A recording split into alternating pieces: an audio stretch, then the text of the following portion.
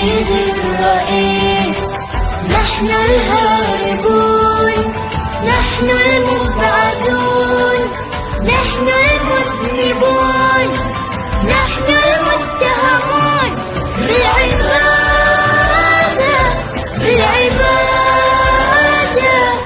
المحكومون شنقا بالعبادة، الذين قطعت ألسنتنا لأنها نطقت بالشهادة، بالشهادة.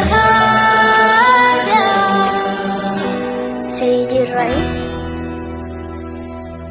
سنفطر في القدس عاصمة فلسطين، يكتبها رب الأمنيات العالقة بين يدينا. سنفطر في القدس عاصمة فلسطين، يكتبها رب الأمنيات العالقة بين يدينا. سنفطر في القدس عاصمة فلسطين.